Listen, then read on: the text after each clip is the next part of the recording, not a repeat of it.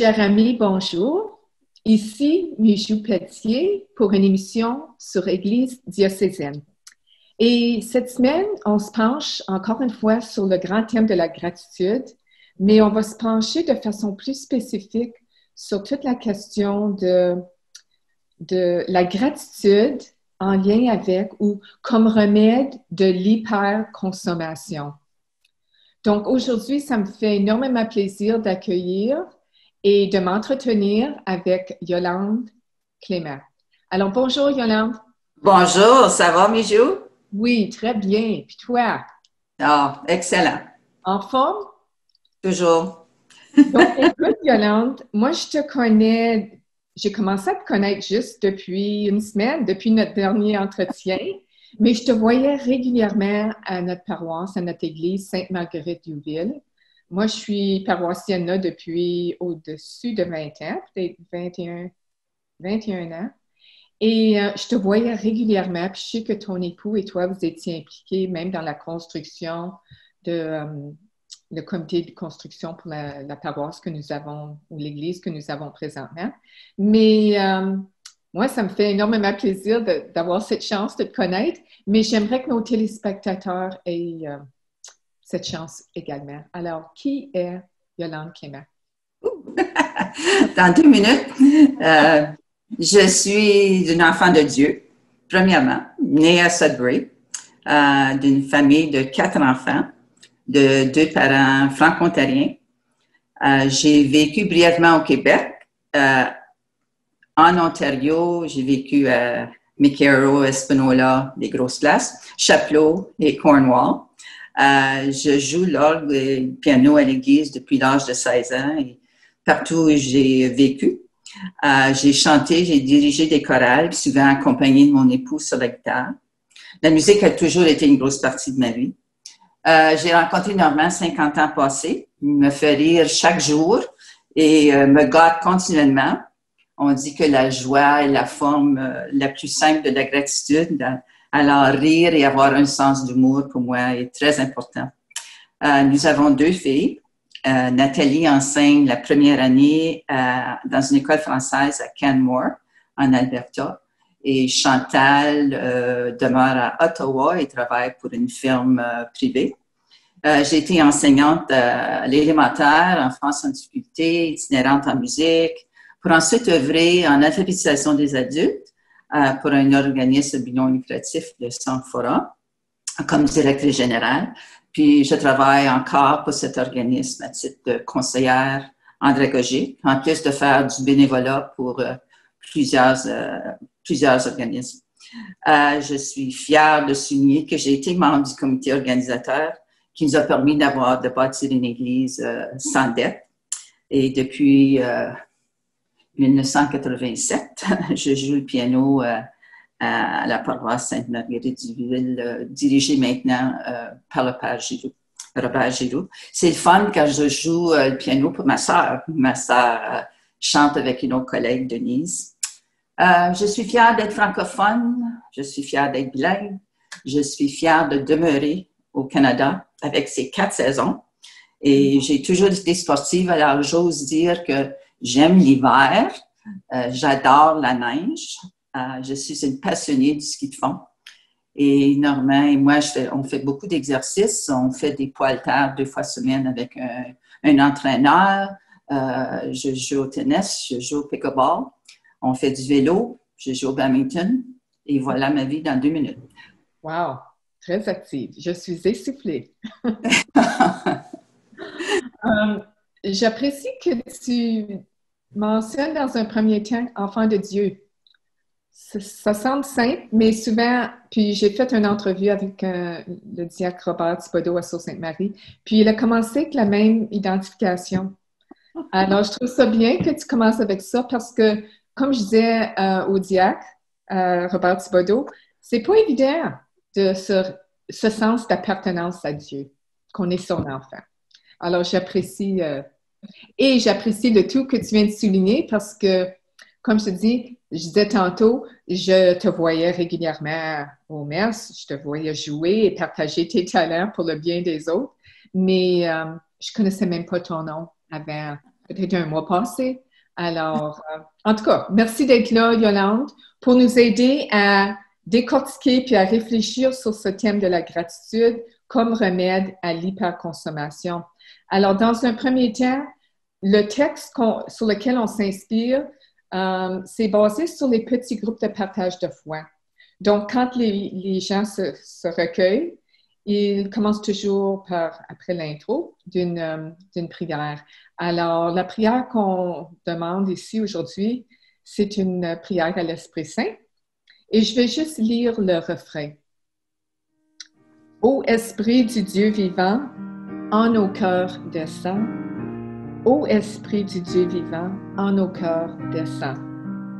Rends-nous, change-nous, remplis-nous et guide-nous. Guide-nous surtout durant cette émission. Amen. Amen.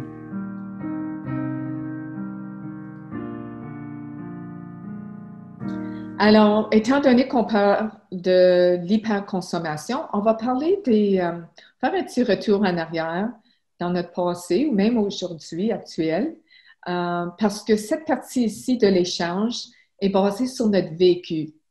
Donc, pour toi, Yolande, la question des cadeaux lors de Noël ou lors des anniversaires de naissance, pour toi, quel souvenir as-tu? J'ai pas énormément de souvenirs au niveau de cadeaux tels quels. Mes parents n'avaient pas beaucoup de sous. Je me souviens d'une petite poupée. Peut-être j'avais 6-7 ans. On demeurait à Bonfield dans ce temps-là. Mais ce que je me souviens le plus, c'est les rencontres familiales. Aller à la messe de minuit quand j'avais 3-4 ans, je me souviens de ça. Aller à la messe de minuit, puis on avait la messe des anges aussi après. Puis on revenait à la maison, ouvrir nos petits cadeaux, mais les réveillons, les rencontres familiales et le privilège d'aller se coucher à 5h30 du matin quand on avait 4-5 ans. Alors, c'est plutôt les rencontres familiales puis que les cadeaux. Les cadeaux comme enfants, c'était pas fort chez nous. Mm-hmm. OK, d'accord. Pour moi, c'était... oui, il y avait quelques petits cadeaux. Je me souviens d'avoir reçu un radio pour écouter la musique quand j'étais plus jeune. Mais je me souviens aussi, ça m'avait un peu marqué. Quand j'étais jeune adulte, je me souviens d'avoir interpellé un peu la famille pour dire peut-être qu'on devrait piger des noms à Noël. Parce que je trouvais qu'on devenait très matérialiste. Et donc, puis là, aujourd'hui, avec ma famille, moi, j'ai 3 enfants, et on pige des noms à Noël pour éviter que l'arbre soit couvert, puis notre pièce soit couverte de cadeaux, pour concentrer sur l'essentiel. Puis on essaie d'en faire un peu du temps ensemble, puis de la joie d'être ensemble, puis de deviner les cadeaux, puis de s'échanger de cette façon-là. Alors, pour moi aussi, c'était pas tellement la question de choses, mais d'être ensemble, de fêter ensemble. Alors, ça part de notre vécu. Maintenant, on va voir qu'est-ce que la Bible, puis qu'est-ce que l'Évangile a à dire au sujet de toutes ces questions de consommation et peut-être hyperconsommation. Alors, la parole aujourd'hui, Yolande, je vais te laisser la lire. Puis le sujet, c'est l'homme qui amasse pour lui-même. C'est tiré du livre de Luc. Alors, on t'écoute. Oui, Luc chapitre 12, versets 13 à 21. Puis, s'adressant à tous, gardez-vous bien de toute avidité, car la vie de quelqu'un, même dans l'abondance, ne dépend pas de ce qu'il possède. Et il leur dit cette parabole. Il y avait un homme riche dont le domaine avait bien rapporté. Il se demandait, que vais-je faire? Car je n'ai pas de place pour mettre ma récolte. Puis il se dit, voici ce que je vais faire. Je vais démolir mes greniers. J'en construirai de plus grands et j'y mettrai tout mon blé et tous mes biens. Alors, je me dirais moi-même, te voilà donc avec de nombreux biens à ta disposition pour de nombreuses années. Repose-toi, mange, bois, jouis de l'existence. Mais Dieu lui dit, tu es fou. Cette nuit même, on va te redemander ta vie. Et ce que tu auras accumulé, qui l'aura? Voilà ce qui arrive à celui qui amasse pour lui-même au lieu d'être riche en vue de Dieu. Acclamons la parole de Dieu. Louange à toi, Seigneur Jésus. Dans les petits groupes de partage de foi, on prend le temps de réfléchir, puis même de prier, puis de lire silencieusement le texte que tu viens de nous lire. Mais pour cette émission, on va voir, puis on fait la même chose avec les petits groupes, suite à ce temps de réflexion. S'il y a une parole, un mot qui est venu nous chercher, qui est venu nous toucher davantage. Je sais qu'on a déjà eu l'occasion de faire cet exercice ensemble, mais aujourd'hui, est-ce que c'est pas mal les mêmes versets, le même verset qui touche? Oui, on a ri beaucoup quand on a partagé parce que c'est quand même assez intéressant qu'est-ce qu'on passe à travers quand on avance à un certain âge. Mais moi, c'est la phrase tu es fou cette nuit même, on va te redemander ta vie. Et ce que tu auras accumulé, qui l'aura?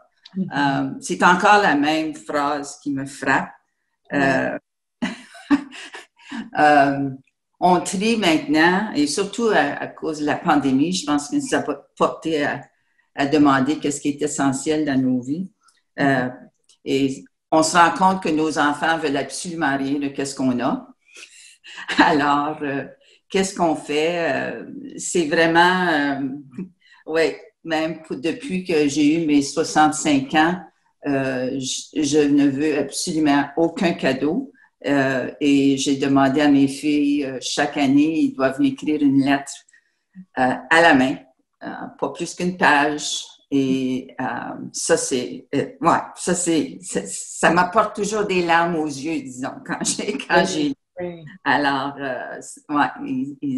elles ont commencé à faire ça, puis j'aime beaucoup ça et j'attends toujours impatiemment, je veux dire, pour la lettre. Alors, c'est vraiment, oui, c'est cette phrase qui m'a touchée. Oui, oui, OK. Moi, c'était le premier et le dernier verset. Donc, le premier était gardez-vous bien de toute avidité, car la vie de quelqu'un, même dans l'abondance, ne dépend pas de ce qu'il possède. Puis, je vois comment que le matérialisme et ce qu'on possède et l'image qu'on projette avec ses biens souvent est estimée par la société. Puis je ne vais pas parler de façon générale, mais comment ça me touche, c'est que je vois comment que nous autres, depuis qu'on est déménagé ici à Val-Coron, on est bien, on est très confortable dans notre maison, on accueille souvent, mais tous les biens que j'ai, je peux pas l'amener avec moi. Puis comme tu disais tantôt si bien, que tes enfants, comme les miens, ne veulent pas mes affaires. Alors, depuis la pandémie, et même un peu avant, là, mais depuis la pandémie, je pense que, comme tu disais aussi, on retourne à l'essentiel. Qu'est-ce qui compte? C'est vraiment nos relations de tous les jours, l'esprit de famille, nos amitiés. Donc, moi aussi, je suis en train de faire ce qu'on dit en anglais « decluttering ». Puis, je suis en train de decluttering puis downsizing pour vraiment retourner à l'essentiel. Qu'est-ce que j'ai vraiment besoin? J'ai-tu besoin de 2, 3 de la même chose? Non, pas vraiment. Alors, puis parce que, on va réfléchir davantage, c'est quoi la source de cette question d'hyperconsommation? Je vais attendre qu'on arrive à ça. Mais en tout cas, donc, il y avait la première phrase. Donc, ça ne dépend pas de ce qu'on possède, okay, dans cette abondance, la vie. Puis, le dernier verset, c'est voilà ce qui arrive à celui qui amasse pour lui-même au lieu d'être riche en vue de Dieu. Alors, comme je disais tantôt, nos relations, notre relation avec les autres, notre relation avec soi et notre relation avec Dieu. C'est ça l'essentiel, d'après moi, dans la vie. OK. Alors, comme je disais, on va réfléchir un peu à cette question-là de hyperconsommation, puis la source. Puis, je vais juste citer nommé Lionel Dahl, qui dit que notre société est en train de devenir une société d'hyperconsommation et que le comportement de l'hyperconsommation se résume en 3 actes. Je prends, je consomme et je jette. Donc, puis cette question de gratification instantanée, d'avoir ce qu'on veut quand on le veut. Donc, je prends, je consomme et je jette.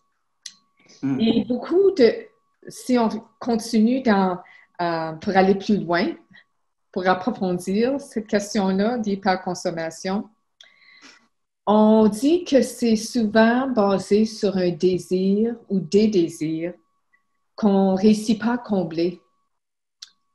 Puis des désirs, peut-être des faux désirs ou des désirs qui sont à l'extérieur quand les réponses sont à l'intérieur.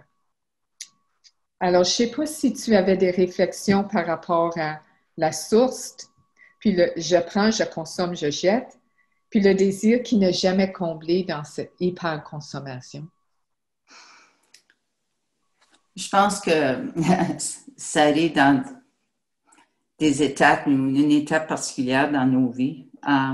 C'est certain, ça prend du temps à savoir que la joie vient de l'intérieur et non pas de l'extérieur. Et grâce à nos médias, c'est comme tu as besoin de ça. Tu as besoin de... Si tu n'achètes pas ça, tu n'es pas un bon parent, par exemple. C'est incroyable les messages négatifs qui sortent des médias et toutes les formes de médias. Alors, c'est pas surprenant que cette négativité, si tu veux, d'après ce que j'appelle négativité, ça devient tellement ancré dans la tête des gens. C'est pas que l'argent est le problème, c'est notre attitude envers l'argent. On connaît tous des gens qui ont travaillé fort, qui ont beaucoup, mais aussi qui sont tellement généreux et de façon anonyme souvent. Alors, c'est tant mieux si tu as pu avoir ça, mais c'est qu'est-ce que tu fais avec, d'après moi, qui est la différence. C'est des gens qui sont authentiques parce qu'ils ont appris à se connaître réellement à l'intérieur, dans leur cœur. Puis, tu as cité le livre de Lionel Dahl, mais j'ai aussi, en 2012, je crois, j'ai acheté un petit livre de Novalis. Puis, c'est bizarre parce qu'après qu'on s'est jasé, la première fois, je suis allée chercher mon petit livret « Regard critique sur la consommation » de Novalis. Puis, c'est c'est vraiment approprié. Il cite « Il ne s'agit plus de consommer pour vivre, mais de vivre pour consommer. » Alors, puis le crédit nous a fait perdre la notion de contrainte et de limite. Alors, avant, on économisait pour acheter des choses. On attendait, on avait hâte et on attendait et tout ça, mais aujourd'hui, ça se fait comme ça à cause Alors, c'est vraiment un petit livre intéressant, il n'est pas long, mais nous sommes des consommateurs, on n'est plus des usagers, on est des consommateurs. On achète et je veux dire, faut être franche aussi et honnête. Je veux dire, quand on peut avoir une bonne deal, on est bien content. On arrive à la maison, puis hey, j'ai épargné ça, puis j'ai épargné ça. Alors, je pense qu'on le fait tout ça. Je veux dire, on est humaine, mais c'est quand même intéressant d'aller chercher dans le fond de notre cœur, mais la générosité envers les autres, si on est dans une situation chanceuse, disons, et souvent, je veux dire, je me rends compte que c'est des choix qu'on fait, mais l'importance de partager. Mm-hmm. Wow. Donc là, tu es en train d'adresser la question de comment la gratitude peut-elle devenir un remède? Vraiment. Puis tu as donné des exemples, tu sais, don de soi, du bénévolat. Est-ce qu'il y a d'autres choses, d'après toi, qui peut nous aider ou des exemples de choses qu'on peut pour nous aider à reconnaître que, comme tu disais, c'est peut-être en vieillissant que la maturité qu'on reconnaît que nos réponses sont en nous. Mais je pense que ça dépend aussi, je veux dire. C'est toujours quelque chose que j'ai essayé d'ancrer chez mes deux filles. Ton environnement, prendre le temps du silence, prendre le temps de méditer. Et surtout qu'on sait maintenant que nos églises se vident, et c'est souvent des têtes blanches et grises qui sont là. Mais quand on voit les jeunes, il y a des jeunes qui sont convaincus. Puis, quelque chose dans ta vie change. Les gens pensent que pour développer de façon spirituelle, tu as besoin de faire des gros sacrifices, tu as besoin de faire... qui est pas le cas, mais c'est d'aller chercher le silence, prendre le temps avec tout ce qui se passe dans la vie, tout ce qui se passe autour de nous. Et c'est pour ça que la pandémie, je pense, peut être une situation positive pour les gens de vraiment se regarder dans le fond pour aller chercher leur vraie personne et ce qui est important pour eux et pour elles, qui est très différent d'une personne à l'autre. Mais le but d'aimer, de partager la compassion envers ceux qui ont toujours été discutés dès le début. Il y a des gens qui n'ont pas de chance, ils rentrent dans la vie pas nécessairement choyés. Alors, c'est juste éviter d'aller chercher cette satisfaction instantanée que tu n'as pas. Si tu n'as pas la joie de vivre, puis la joie à l'intérieur de toi, où tu veux le matin te lever et que ça déborde, tu sais. C'est cette paix intérieure-là que je prie toujours, moi, pour les gens autour de moi, ma famille, c'est d'aller chercher cette paix-là intérieure. Oui. OK, j'apprécie ce que tu viens de dire. Ça résume bien. Donc, il y a une citation où que Sainte Thérèse d'Avila disait, je l'ai dit ici, psaume arrêté. Oui, arrêtez et reconnaissez. Non, ça c'est basé dans le psaume 46, 11. Arrêtez et reconnaissez que je suis Dieu. En anglais, be still and know that I'm God. Puis, je pense que tu disais aussi de faire silence, de prendre le temps d'écouter notre intuition. Oui, tout ça. Ces prises de conscience-là, comme tu dis, plutôt qu'aller chercher à l'extérieur, sont en nous. Alors, puis Sainte Thérèse d'Avila, elle disait, celui qui possède Dieu ne manque de rien. Dieu seul lui suffit. Alors, je pense quand on a ces moments d'intimité puis d'intériorité, on arrive à combler les trous. Oui, absolument. Puis la vie, c'est des relations. C'est des relations avec tes enfants, tes relations avec ton époux. Puis s'il ne me fait pas rire une journée normale, je vais toujours lui laisser savoir. C'est juste, puis comme Père Robert dit dans notre paroisse, let go and let God. Oui. Puis j'aime beaucoup, beaucoup cette expression-là, même si c'est en anglais. Oui. Il faut aller chercher notre sixième sens, qui est l'intuition, puis qui vient du Saint-Esprit. Oui. Je veux dire, il faut se laisser guider, mais il faut avoir la confiance de se laisser guider. Oui. Puis, ça, c'est pas toujours facile, mais d'aller chercher dans le silence et dans la méditation, c'est tellement important. Vivre le présent. Oui. C'est toujours être présent pour... oui. Ouais. Ils disent pour éviter la dépression, de vivre dans le passé, Puis pour éviter l'anxiété du futur, c'est de vivre pleinement le moment présent. Et en anglais, on dit seize the moment aussi, be here now. Alors, écoute, Yolande, notre temps achève et je veux juste exprimer ma gratitude à toi d'avoir pris tout ce temps, non seulement pour enregistrer cette émission, mais pour le réfléchir, le prier, le partager ensemble, se préparer, le temps qu'on a pris, les quelques heures. Et surtout, pour ton ouverture d'esprit, parce que, puis tes talents que tu partages si généreusement avec nous, mais tu as accepté d'aller voir puis d'observer qu'est-ce qui se passe au niveau des émissions Église diocésaine. Parce que nous avons un comité consultatif qui cherche toujours des bénévoles.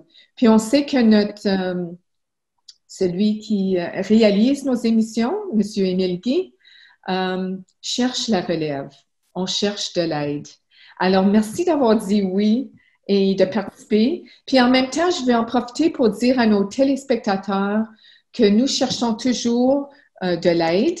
Si la question des médias sociaux vous intéresse et toute la question de communication, on vous invite à communiquer avec David Sirois au centre diocésain. Le numéro de téléphone, on va le mettre sur l'écran, mais c'est le 674-2727, l'indicatif 705. Donc, 674-2727. David peut être rejoint au poste 237. Alors, à vous, chers téléspectateurs, chères téléspectatrices, merci d'avoir été des nôtres et à une prochaine. Mais pour cela, ne faut-il pas tant de fois apprendre encore à être vrai, apprendre à se connaître, être avant de paraître.